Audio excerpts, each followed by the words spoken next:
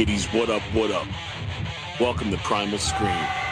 This is your host, Nick Graystone. For the next hour, we're going to talk about fantasy, reality, and everything in between. Let's go. What up, what up, what up, kitties? Niz is back. Nick Graystone. This is Primal Scream with yours truly. Hope everyone is having an awesome week. I know I am. Here we go. Episode 4. Wow. We have so much to talk about tonight. Even breaking news that just happened, which is, we'll get into that. But, I did want to start off this show right now with, a shout out. Now, it's a friend. It's actually friends of mine that are a t-shirt company. They're celebrating their 20th year of selling t-shirts, selling hats, selling all types of different horror goods. They're based in Rochester. They're none other than my friends, Fright Rags. Amazing. 20 years. 20 years to be in business. That's a major accomplishment. The other day I saw the post. It blew my mind. Now, for those of you who know me, you know that I wear the horror gear year round, and there's only a couple of go-to t-shirt companies that have my return business, and Fright Rags is definitely at the top of that list. Congratulations, guys. 20 years. Again, that's a major accomplishment. Go to frightrags.com. Check out what they got. I'm actually rocking some of their gear tonight. If you could see, I am wearing the Amity Island Jaws hat. It's pretty dope. And I am rocking the Buffalo Bills Silence of the Lambs glow-in-the-dark t-shirt. I really don't know if you really want to see this dude glowing in the dark. You actually see the top half of him, which is not as disturbing as seeing him tuck in his junk like he does in the movie. But out of sight, out of mind, that's his business. Whatever old Billy Boy wants to do, that's fine. All right, so that is the first shout-out of the evening. The second shout-out tonight is my other friend, Chris Ott, who does London 1888 and Monster Heel. He's a part of this Famous Monsters Fest that's coming up. And Famous Monsters yesterday just announced David Patrick Kelly. So David Patrick Kelly, he played T-Bird in The Crow. He also played Sully in Commando. And just recently, I only knew this, I did not know that in Beverly Hills Cop, 48 Hours, and The Warriors, he was all in those movies, and he played the name Luther. I don't think it's the same guy, because he definitely gets killed in The Warriors. He gets killed in 48 Hours. I know he gets arrested in Beverly Hills Cop. But, yeah, unbelievable. Luther. I've wanted to meet this guy. He really doesn't do conventions. So, Famous Monsters is really bringing a great show. They're coming October 13th and 15th to the Valley Forge Casino in King of Prussia, Pennsylvania. They already have a monster lineup to begin with. They have the Osbournes, the whole family. Ozzy, Sharon, Jack, and Kelly. Horror icon Tom Savini. Kane Hodder, who played Jason in 4 of the Friday the 13th films. And Norman Reedus. Norman Reedus, he played Daryl in The Walking Dead. Now, this guy's a rock star in his own sense. He hasn't done a show in 5 years, and this is his first one. So, sure they're going to pack out the place. It's a pretty awesome lineup for their first show. So, if you're in the area, October 13th to 15th, go check out Famous Monsters. Go to famousmonstersfest.com to check that out. And, you know what? That's awesome. I could start the show off with some positivity. Friends doing good. And let's move right along to the breaking news. Actually, it was from last night. Now, this is an unbelievable story. I don't think I need to put on my true crime hat for this because there's really no crime committed, except if, you are the man wearing the drawers that were repeatedly shit in for enough for them to turn a plane around and have an emergency landing. I actually did put a picture up right now because that's the graphic that was shown through the news. I'm only fucking with you. I thought it was funny to add, but yes, a Delta Airlines flight from Atlanta to Barcelona, which is fitting because I feel like this guy just won the gold medal for shits and shitting in your pants because it was a biohazard issue. The pilot actually called ahead and said, we have to land this plane because it's a biohazard issue that a passenger has uncontrollable diarrhea. Now, let me just, I gotta comprehend this because, biohazard issue, that has to be some serious shitting going on. I saw some pictures. I'm not going to share them, but, if you want to Google them, that's on you. But it's all down the aisle. This dude shit from one end of the plane to the other. And let me tell you, I know personally speaking, I've had some legendary shits. So bad that I've actually shit my socks. Beyond my pants. And I just don't ever think that I would ever classify it as a biohazard. That has to be some serious shit going on. Unbelievable. And I can only imagine the flight deck saying that they're cleared because it could be something like DL-194, you're number 2 for landing right now with a plane full of shit. Yeah, they were 2 hours into their flight. They had to turn back to the airport.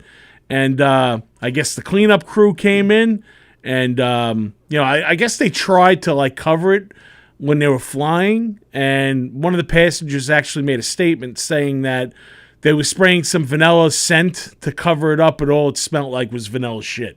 So yeah, that's that's pretty crazy. Luckily, no one was injured in the flyby shitting, and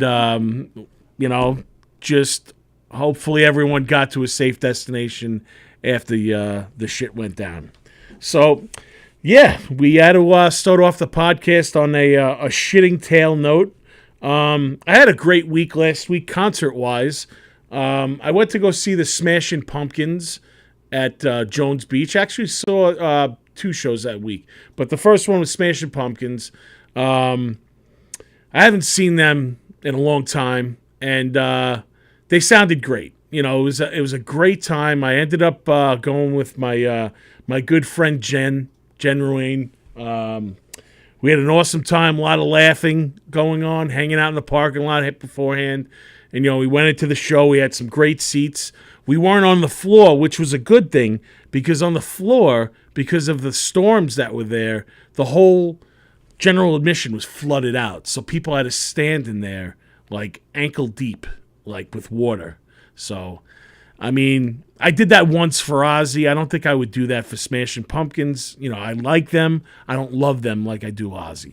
But in any case, they played a great show, great time.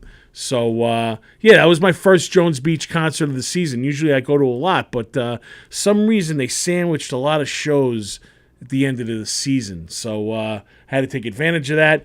Then on Saturday, I met up with some friends from Schmidt's Farm, my friends Lou and Scott and Kelly, and we went to go see The Offspring, Sum 41, and Simple Plan.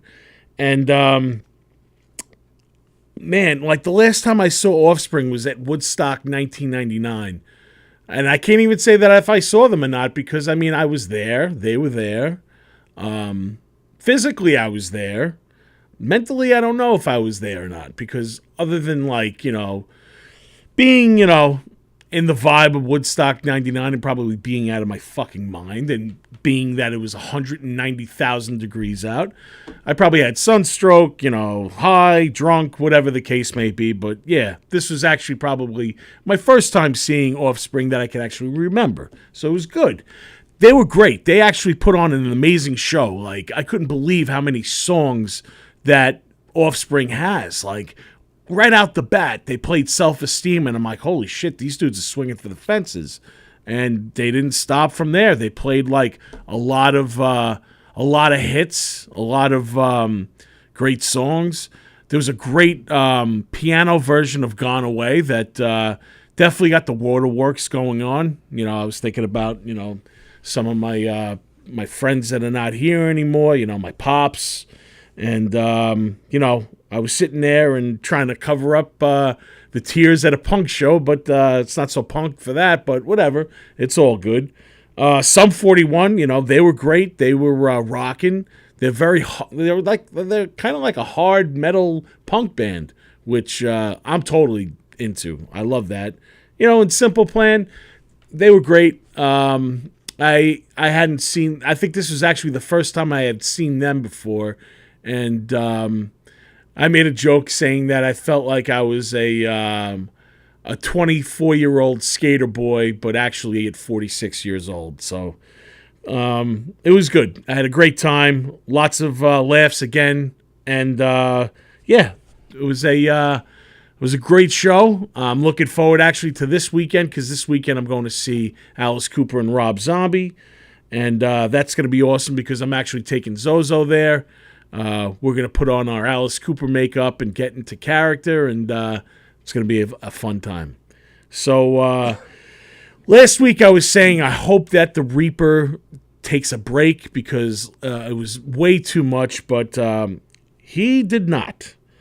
The Reaper claimed 3 musicians this week. I wouldn't say they're my favorite musicians, but still sucks. Especially this first guy I'm going to talk about, Steve Harwell from Smash Mouth. This dude's 56 years old. They announced on like Thursday that he was going into hospice for liver failure, and he ended up passing away on Sunday. And it's sad, man. That's a young age, you know. 56 for me is not around, you know, it's right around the corner, and it's sad when it's close to your age and everything. And you know, I wasn't a huge Smash Mouth fan. They had those hits, you know, Walking on the Sun and All Star, and they did the cover of I'm a Believer for Shrek. So it really took a life on its own with those songs from Shrek, because, you know, I watched those movies with Zozo, so she knows of them. So I appreciated them more. I gotta say though, you know, Walking on the Sun and All Star, when I was working at TGI Fridays in the late 90s and the early 2000s, that tune was in constant rotation with Closing Time, Chumbawamba, and Every Morning. So, not to say anything bad about the Dead, but it wouldn't be any time soon if I didn't have to hear that song ever again. With all that said, though, Steve Harwell, rest in peace, bro. Like, you know, I'm sorry that it had to go that way. The next guy, Jimmy Buffett, 76 years old. He had some type of melanoma. It sucks too, you know. 76 is young too, but you know he did live a longer life. And I got to give a shout out to one of the best tailgates ever, because those parrot heads definitely know how to party. Like, I went to one of them once, and they break out all the stops. You know, like it's 9 o'clock in the morning until the show starts. You know, I actually took a nap during it because, like, you know, I'm there having breakfast. Next thing you know, I'm doing, you know, shots of tequila, having the Land Shark beer, and, you know, keeping it flowing, trying to keep up, and it was all about pace for that day. I do gotta say though that I did have a terrible blackout drunk once at Margaritaville, and it was in Florida at the Universal Studios City Walk. It was so bad, as I was told, because I don't recall most of this, but I'm pretty sure that we were almost close to getting thrown out of Universal Studios because I was with an ex at the time. Me and her started getting into it. We were with her friend. She chimed in, and that's when Diablo came out. I hear. I wasn't aware of it. And he proceeded to scream at them and scream at the friend and say, listen, I only have one person busting my balls. I don't need you to chime in. And I think she got scared and ran away. And that's when they came in and tried to split us up. So they kind of like put us in our corners and make us come to our senses. So yeah, a drunken tale from Margaritaville. Again, I don't drink tequila anymore, and I think that's probably the main reason why I don't. So Jimmy Buffett, rest in peace, sir. And the last one is Gary Weaver. He was 80 years old. His big hit was Dreamweaver from 1975. Gary Wright. I said Weaver? Yeah, well, Dreamweaver. Oh, Gary Weaver. Thank you, Tony. Sorry, bro. It was Gary Wright. With Dreamweaver was the song. I don't know why I wrote Gary Weaver. Well, that was a dickhead move of me. I do apologize to the recently deceased for fucking up your name, sir. But I am giving you a shout out, so maybe you could forgive me for that. Well, anyway, Dreamweaver had a second life of its own when it had came out in Wayne's World. They re-recorded it, and that's the scene where Wayne is looking at Tia Carrere on stage, fantasizing, and every time he sees her playing, that song comes on. So actually, I got to say something about Gary Wright. He was famous for playing the keytar, which is like the guitar keyboard apparatus. Looks kind of cool. One of my good friends, Ari Lehman, who is in the band First Jason, he does that, and he's a mean guitar player. So I'm sure he was influenced by the OG guitar player. That's Gary Wright. So rest in peace, sir. All right. I don't know why I didn't couple this with the shitting on the plane. I guess I had to space them out a little bit or whatever. But I want to talk about this viral porta potty fight. It was at a Morgan Wallen concert at Pittsburgh's PNC Park. I do believe I have video. I actually have two videos. I'm going to show you the real one first. Now, a representative from Pittsburgh Department of Public Safety tells Billboard that though there are no arrests, there were plenty of ejections for intoxication, and no charges were made because the incident, like the people that were involved, quickly dispersed before the police were made aware of the fight. So I'm going to show the video. I'll let you guys relive it again. It was the hot meme for a minute. I don't know if it's really hot right now, but I still enjoy watching it. It's basically girls kicking the shit out of each other and throwing themselves in a porta potty. Let me put the video on, and you guys can check it out.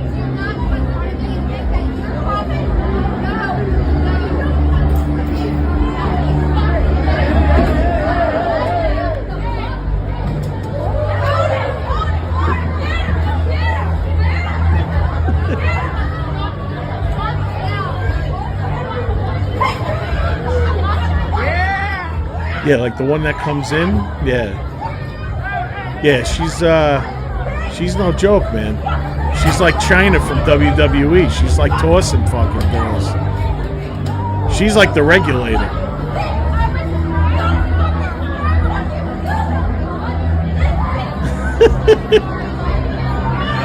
Yeah, man, that's something right there. So yeah, they were basically beating the shit out of each other, and then, like I said, the girl in the white boots came in like China and WWE and just wrecked shit, ripping hair and fighting. And I mean, I think you'd expect this at like a Slayer concert or something, like fucking Morgan Wallen. I guess these country girls, man, don't fuck around, bro. But it's not even like it's in Pittsburgh. I'm like, it's not even really like. It's not redneck. No, it's not redneck enough, right? No, like, I don't know. Well, anyway, I'm trying to monetize on this incident of the shithouse brawl.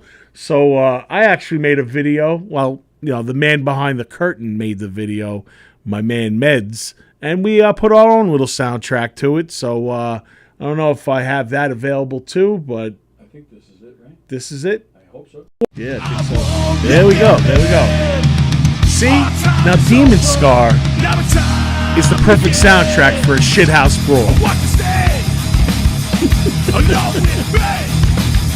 It's perfect.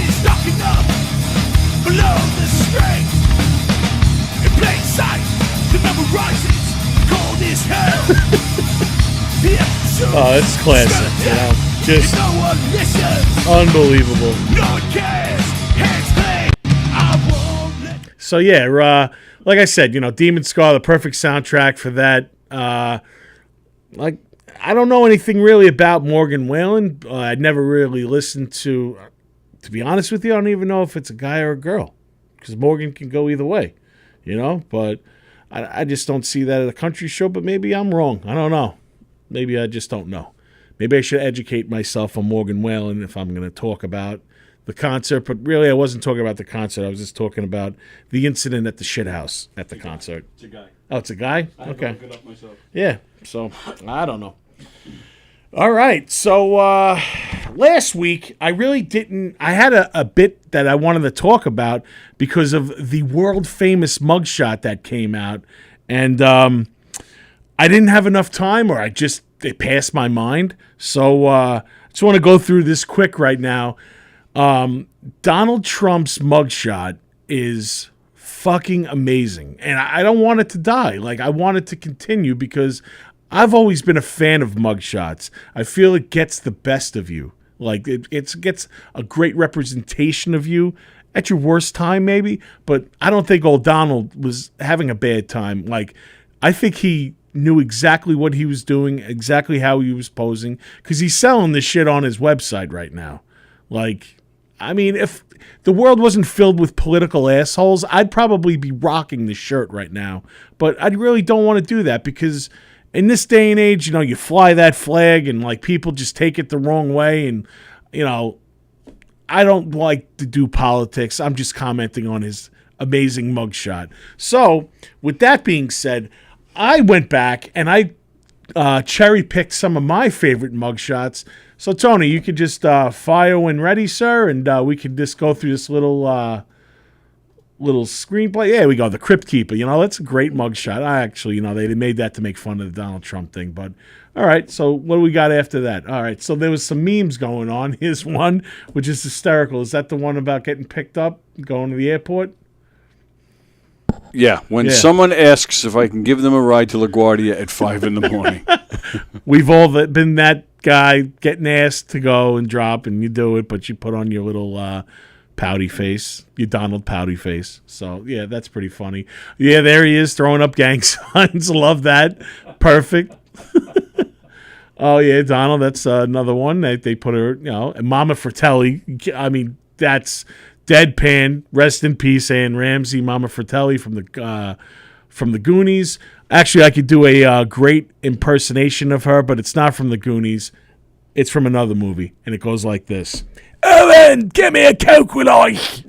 Holy shit, I just had a dream that Louis Armstrong was trying to kill me. Oh, it's great. I don't know exactly. Oh, is that like... The first picture is smiling, going to pick up bagels. The mugshot is they ran out of egg everything. We've all been there, too, living on Long Island, the best bagels in the world. So, oh, yeah, our boy Montgomery Burns on Candy. The Simpsons got it right again, calling it out. This is the last one. Oh, yeah, this is my one of my favorites. This is one I made, actually. I superimposed Donald as the party time with the bear and the Shining. Those two kids, man. They had a room, but they just didn't use the door. Ugh, sickening. Well, yep, that was my little mugshot thing. So, all right. So this week, because all the kitties went back to school, my beautiful little angel, she started 3rd grade.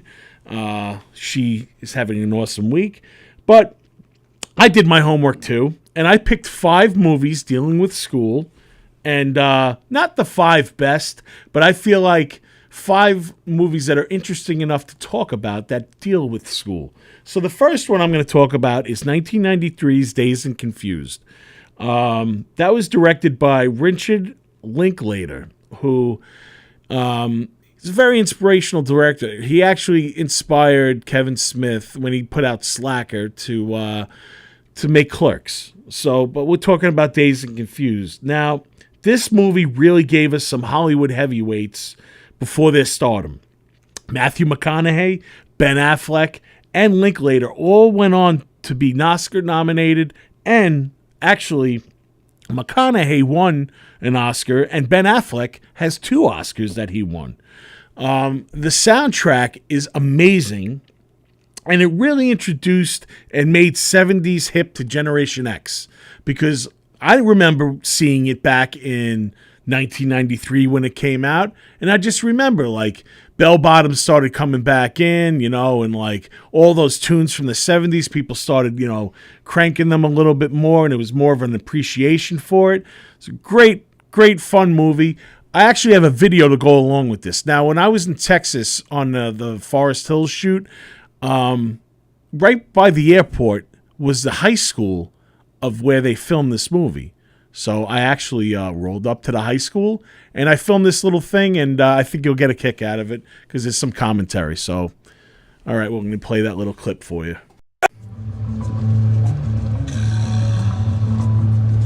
As you can see, I play the Sweet Emotion by Aerosmith, because that's the song of the movie. You go to school today? Because it'd be a lot cooler if you did. Alright. I'm thinking it's cool that I'm driving in the high school Dazed and Confused right now, but I just thought of something. I'm a fucking 45-year-old man listening to Aerosmith, idling going through a high school right now. Not a good look. So, yep, that was my little time in the parking lot at the Dazed and Confused High School. Moving right along. So, to 1995's Billy Madison. Billy Madison's directed by Tamra Davis. It really introduced the world to Adam Sandler. I feel like Adam Sandler, had his SNL stuff going on, but this really, shot him into superstardom after that. Highly, very quotable.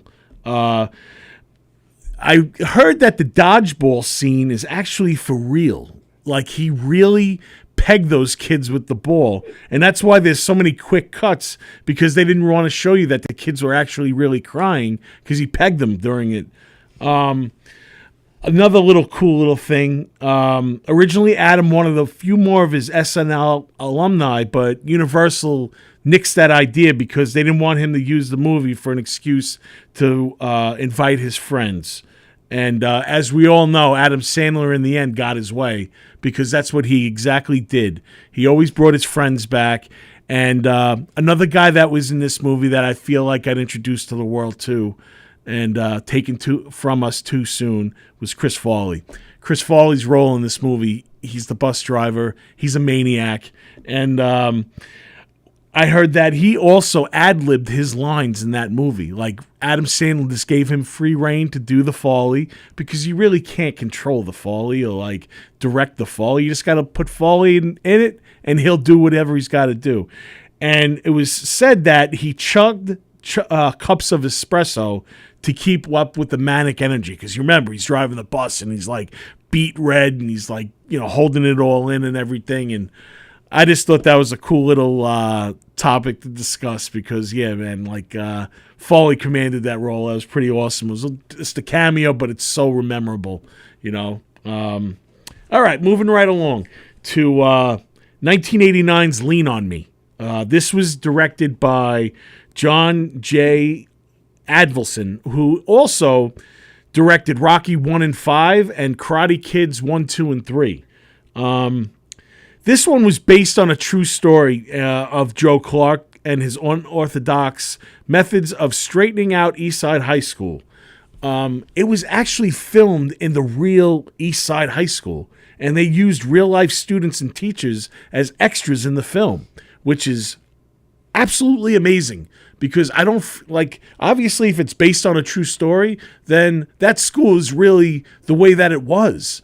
Maybe obviously he went in there and cleaned it up and, took the reins from it, but it was still probably pretty intense, I would think, filming in a live situation like that. There's a lot of people from Hollywood that were asked about this movie, and for some reason or another that they turned it down. And I have a list of them. Sidney Poitier, he was actually asked to do it, but he didn't agree with Clark's views and methods, so he was out. Bill Cosby, they passed on him because of his low energy. I just don't see Bill Cosby in that role. No one would take him seriously. They would be back to, selling crack and fucking shooting up the school and stuff, and probably Lean on Me would have been about 10 minutes with Bill Cosby at the control or whatever. Probably would have raped some of the teachers, too. He'd probably been in the teacher's lounge spiking drinks and stuff. Oh, wait, did I say that out loud? Dr. Huxtable, you're naughty. Eddie Murphy, who was already in contract with Paramount, so he couldn't do the role. And Danny Glover, who was already signed to Lethal Weapon 2, he had to pass on it because that's what he was filming at the time. So Morgan Freeman actually shadowed the real-life Clark during school just to see what his mannerisms are and seeing how he played the principal of the school. Morgan Freeman is a very great actor. I think that's one of his best roles. And as a little side note, too, that movie's extra special to me because in the beginning of the movie, you hear Welcome to the Jungle. Now, Guns N' Roses, this is just a little thing. They never really ever licensed their song to be used in anything. If you think back to the 80s and the 90s when they were big, there's not many movies, or if at any, that used their music. I can only think of 3 things off the top of my head. This, for Welcome to the Jungle. For The Wrestler with Mickey Rourke, they used Paradise City. And they made You Could Be Mine for Terminator 2.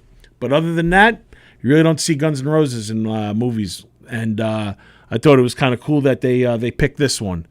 Not shocking, though. But shortly after the release of the movie, Joe Clark left Eastside and became a motivational speaker and author. And he ran a juvie center in Newark until 2002. And he sadly passed away December 29th, 2020. Thanks, Joe Clark. You did a good thing. All right. So moving right along. We have 1982's Fast Times at Ridgemont High, directed by Amy Heckerling. This movie has 5 Oscar-nominated and 4 winners of the Oscar. Sean Penn, Nicolas Cage, Cameron Crowe, Forrest Whitaker, and Jennifer Jason Leigh. Universal at first didn't think this movie was going to be a hit, and they were only going to release it in the West Coast. This was also another movie that Roger Ebert classically ripped apart and said that the movie is stupid and it doesn't work. And yeah, man, Roger, I don't know. I know he's gone too, but fuck you, Roger Ebert.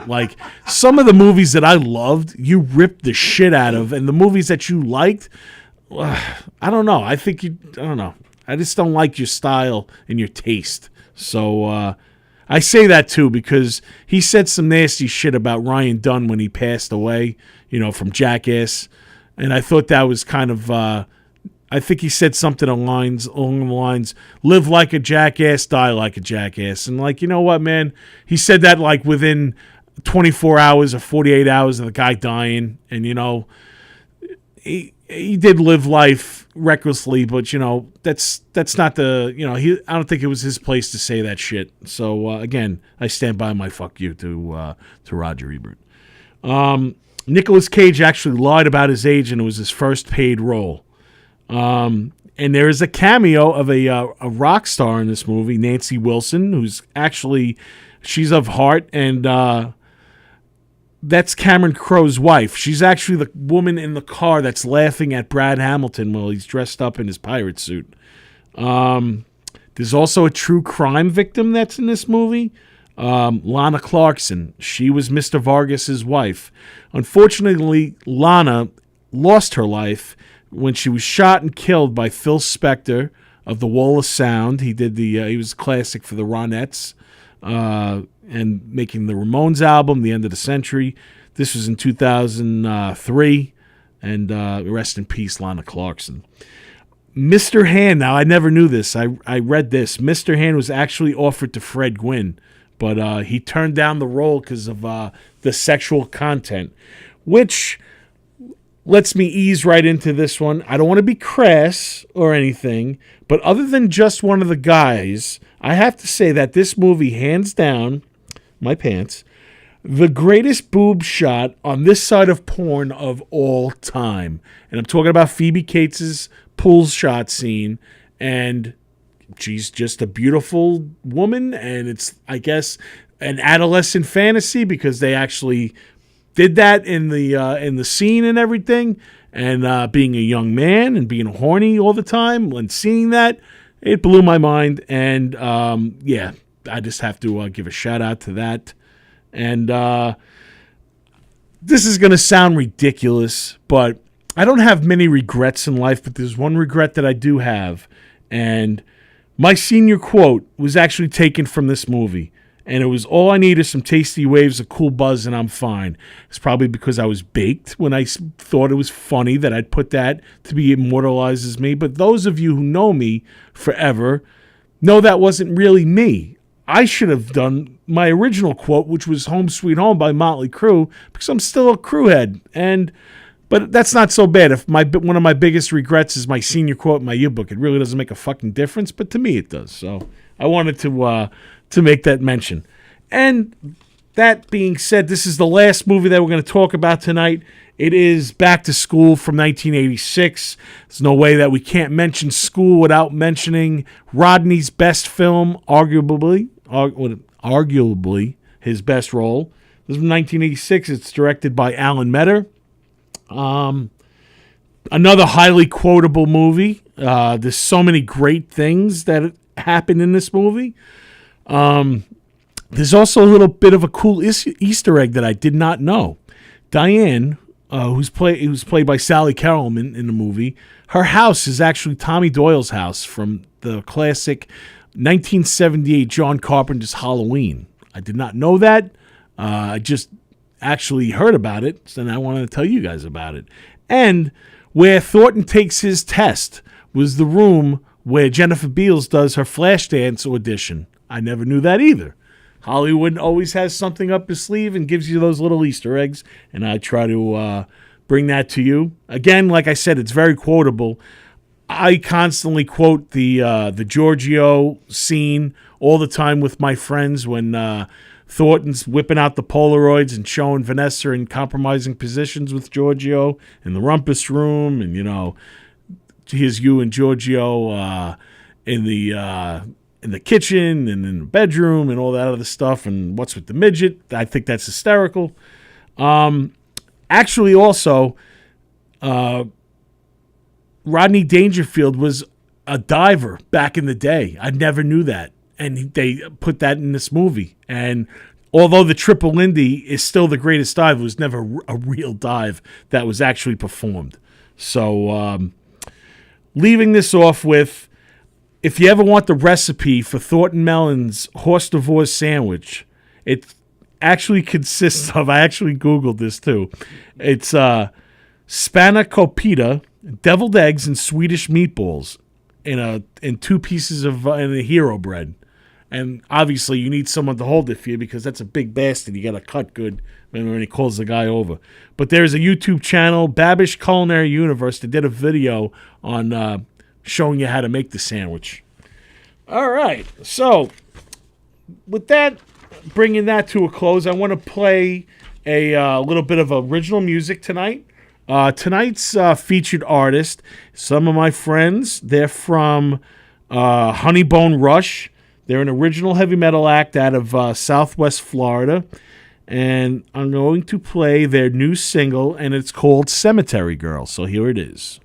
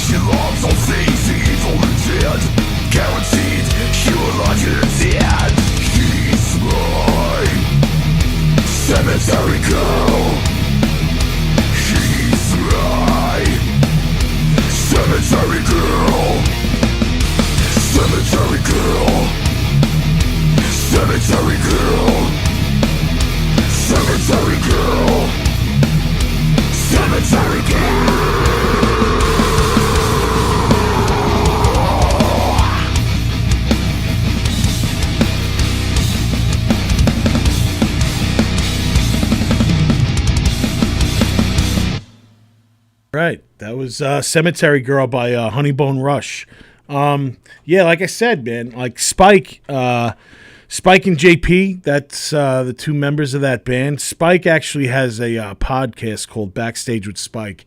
And he always plugs bands and everything. And I feel like no one ever puts his stuff out there. So I wanted to do that as a special shout out to him.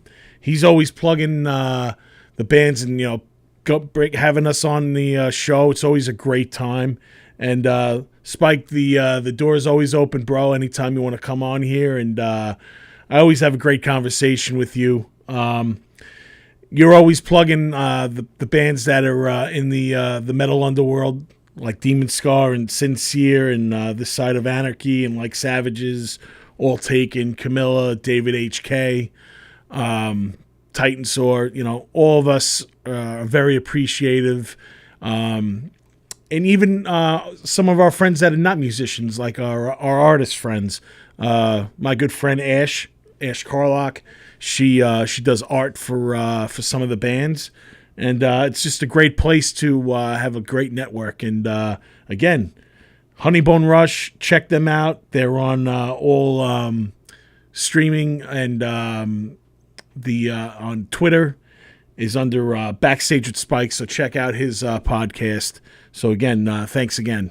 So, all right, moving right along. I actually have some great news that this film that I'm a part of, Sweetmeats, I'm actually going to let you watch a little video, because you're going to see a familiar face, and we'll talk a little bit more after you watch this video. So I'm going to put it on first. Greetings from Tromaville. I'm Lloyd Kaufman, president of Troma Entertainment and creator of The Toxic Avenger. And I'm proud to inform you that the Troma team is about to become involved in a fabulous production called Sweet Meats, brought to you by the amazing Ricky Glore and his creativity colleagues. Sweet Meats is a horror comedy that it's not vegetarian, and it's in the Troma tradition of 50 years. So keep a severed ear out for more information, for great news, and follow us as we bring you reports from behind the scenes of Sweet Meats. Thank you. Greetings So from there it is. Troma. That's Uncle Lloyd, Uncle Lloyd Kaufman from Troma. Now, you guys know me. I am a horror aficionado. I've been this way since a very young age. And I grew up watching his films. And now one of the films that I'm going to be in just got picked up by Troma. It's unbelievable. It's an honor. I look forward to working with Ricky Glore. I'm so happy that he's bringing me on as executive producer. Demon Scar has a song that's going to be in the movie. It's called Eat the People. And we actually meet our demise. So it's kind of like Demon Scar's Hard Day's Night. So it's going to be a horror musical comedy, like over the top in the vein of Troma. So I'm very excited that I am a citizen of Tromaville, because, again, Toxic Avenger, Class of Nukem High, Tromeo and Juliet, all those movies growing up, I've always been a fan. So to be included in those films it means the world to me. So again, thanks, Ricky. There's an Indiegogo going on right now. Definitely check that out. And also the Forest Hills also has has an Indiegogo that's out right now. You have to look into that. We're in distribution talks right now. It's taken forever, like these things do.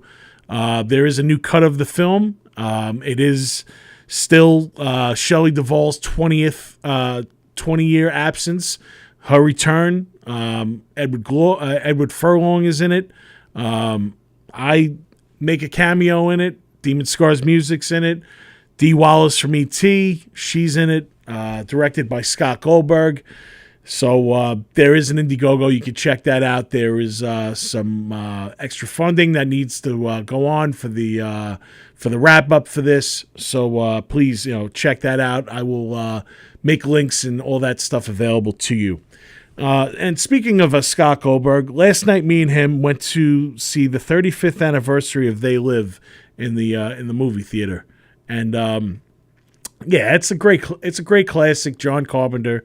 What was special about it too is we went to the Westbury Stadium to see it, and 35 years ago, not too far from there, was the Westbury Drive-In, and a lot of the movies that I saw growing up in the movie theater, my dad brought me to, so it had me thinking about him.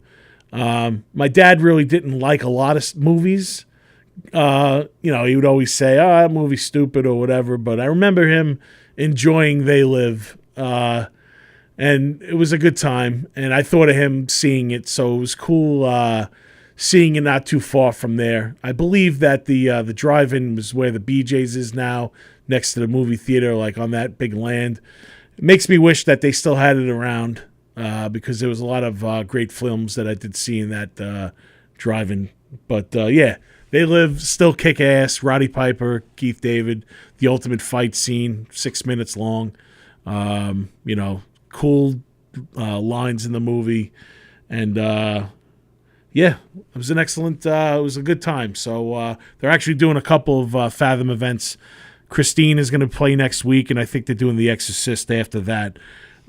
Keeping on this horror thing, the other day I took Zozo to Schmidt's Farm, and little Zozo has been begging to do the haunted house with her dad, and they're giving her the green light. So she was all excited. I brought her there, and like I had her pose for pictures and stuff, and there she is right there, standing and doing her little thing. That's what she's going to be dressed like. She has a little doll. She's already getting all ready for it. She knows what she wants to do, and she's just going to... I know she's going to kill it. So it's kind of cool passing down the torch to her. And again, yeah, Schmidt's Farm, that's going to be starting soon. Go to schmidtsfarmhaunt.com. Look at the tickets are on sale now. And, to avoid the last minute rush, I would say get it, because once it's in the thick of things, it's kind of hard. Some nights do sell out quicker than others. So I'm going to be there 5 or 6 nights. I walked through it. It's an amazing setup this year. I'm very excited. And again, this season is going to be dedicated to our friend Michael Porciello, who passed away just recently, but we're going to keep his spirit alive. So it's going to be a great thing. Speaking of horror fests, we have a cool little horror fest that is going on with one of my sponsors, and it's called HorrorCon. So Julia, who is the barkeep during the day, she hit me up recently, and she had this vision, and a few of the patrons of the bar told her to get in contact with me, because I've been going to horror conventions for a long time. So we're going to bring to you the first annual HorrorCon at Mr. Beery's. Again, Mr. Beery's is a sponsor of me and of the show. I do appreciate that. It's going to be Saturday, October 21st. If you're interested in selling things, being a vendor, if you read tarot cards, if you're an artist, if you have food to sell, if you have even some of your old school horror paraphernalia that you like to sell, either DM me or Julia from Mr. Beery's, and we will set you up. And it's $60 a table, but it will be a great night. And also, later on that night, there are going to be special guests from, we're still signing the contract with that, from a horror movie. They're going to do a Q&A and a screening. And then after that, there's going to be some skits going on with Kevin Mundy and his crew. They're going to be doing stuff. And then after that, there's going to be a couple of bands for our friend Tom Bennett. It's going to be his 50th birthday. One of my bands is playing that night. We still haven't named ourselves yet, because we usually name ourselves each show. So it's going to be an excellent night, October 21st. It's going to start at 3 o'clock and work its way into the wee hours. So if you want to check out this weekend over at Beery's, Friday, Altamont, the Say, and Graztopia, my good friend Graz is going to be playing. And then on Saturday, the Rook, they're going to be at Beery's. So go check them out. Go have a good time at Beery's. It's always a fun time. Also, our other sponsor for the show is Cloud 8. They're amazing. Can't really say anything more positive about them. If you want to keep it legal and avoid the streets, due to the simple fact you just don't know what is in anything these days, Delta 8 THC works well because it results in feeling of the euphoria, happiness, and relaxation without the paranoia and anxiety that come with Delta 9 THC. Using this product may also help for medicinal purposes. So for all your info, please go to cloud8delta8.com. Use Primal 10, and they'll give you 10% off of your order. And check them out. They're up and coming, and I'm happy that they are sponsoring me. And I think that's about it for this evening. I had a great time. I hope everyone else had a great time. Like I said, this weekend I'm going to go see Rob Zombie and Alice Cooper. I'm looking really forward to that. Again, thank you so much for letting me invade your ear holes for a while. And all I could say is, if I could give any advice, take a nice healthy shit before you get on board an airplane next time, because you don't want to be that person that makes the plane turn around while you shit all over and mess up the joint. Guys, with that being said, I'm Nick Graystone, and I'm out. Later.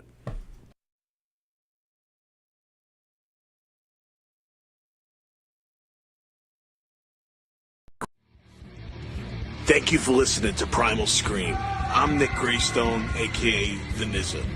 Each week, Primal Scream is produced by Tony Walker and executive produced by Demon Scar. Always remember, nobody writes your story but you. Later.